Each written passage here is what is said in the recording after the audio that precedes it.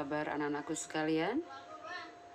Baik, hari ini bertemu kembali dengan Ibu Eni Karmila, mata pelajaran PPKN kelas 8 semester ganjil. Materi kita hari ini adalah KD 3.2, menumbuhkan kesadaran terhadap Undang-Undang Dasar Negara Republik Indonesia tahun 1945.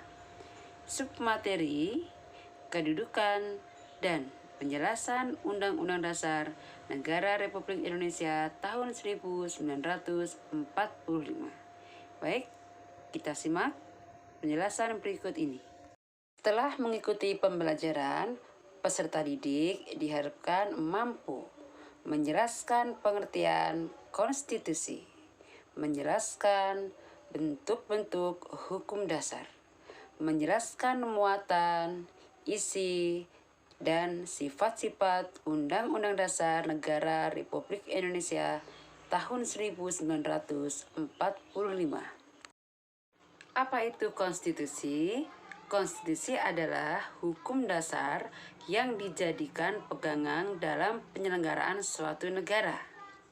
Indonesia memiliki konstitusi yang kita kenal, yaitu Undang-Undang Dasar Negara Republik Indonesia tahun 1945. Konstitusi atau hukum dasar dibagi menjadi dua, hukum dasar tertulis dan hukum dasar tidak tertulis. Hukum dasar tertulis itu dibuat oleh lembaga negara yang berwenang dan peraturannya mengikat seluruh warga negara Indonesia. Contohnya yaitu UUD NRI 1945, kemudian peraturan perundang-undangan dan sebagainya. Sementara hukum dasar tidak tertulis itu disebut juga konvensi. Peraturannya diterapkan atau dipraktekkan dalam kehidupan sehari-hari masyarakat Indonesia. Contohnya kebiasaan-kebiasaan pidato Presiden 16 Agustus 1945 dan juga adat istiadat di tempat atau wilayah tertentu. Isi UUD 1945 memuat tentang materi pengaturan pemerintahan, termasuk pengaturan tentang tugas wewenang, kedudukan antara lembaga-lembaga negara, serta konsep negara yang berhubungan dengan politik. Kedua, hubungan negara dengan warga negara baik di bidang politik, ekonomi, sosial, budaya, serta pertahanan dan keamanan. Isi UUD 1945. 1. Pembukaan UUD NRI tahun 1945 yang terdiri dari 4 alinea yang merupakan pokok kaidah yang fundamental atau yang disebut dengan norma dasar negara.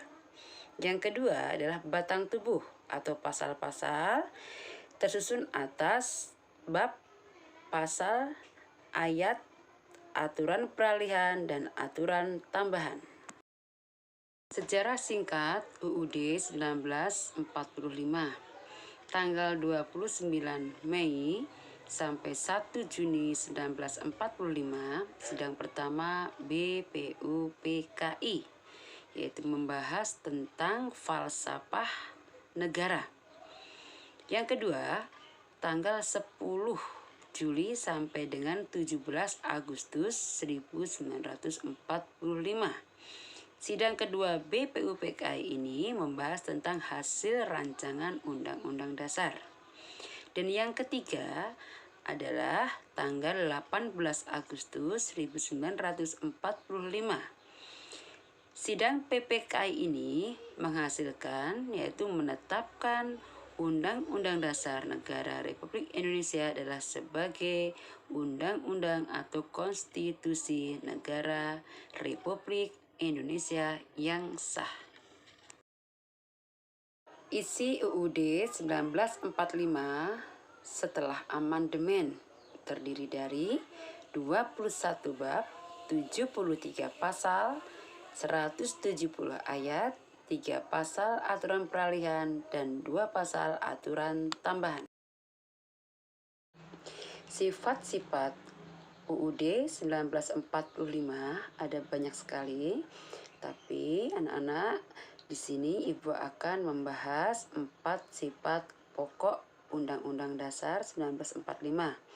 Yang pertama adalah tertulis, singkat, fleksibel, rigid, ataupun kaku.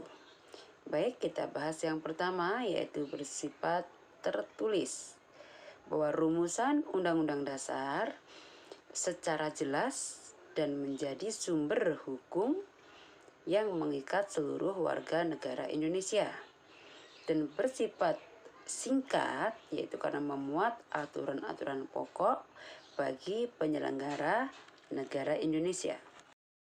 Yang ketiga, sifatnya adalah fleksibel, dalam arti bahwa Undang-Undang Dasar mampu mengikuti perkembangan masyarakat seiring dengan perubahan zaman.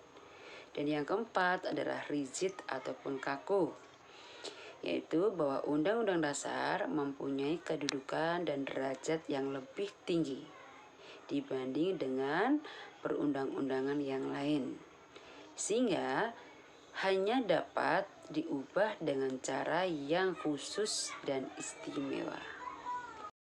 Kedudukan UUD 1945, yaitu sebagai norma hukum dan hukum dasar. Sebagai norma hukum bersifat mengikat pemerintahan, lembaga negara, masyarakat, juga setiap warga negara Indonesia dimanapun ia berada. Dan Undang-Undang Dasar 1945 juga merupakan hukum dasar, yaitu sebagai norma-norma dan aturan-aturan yang wajib dan harus ditaati. Selain itu, Undang-Undang Dasar 1945 juga mempunyai fungsi sebagai alat kendali atau alat kontrol dari norma hukum yang lebih rendah seperti undang-undang, peraturan pemerintah, peraturan presiden, peraturan daerah, dan sebagainya. Sekian materi yang bisa Ibu sampaikan. Tetap semangat dan terima kasih. Wassalamualaikum warahmatullahi wabarakatuh.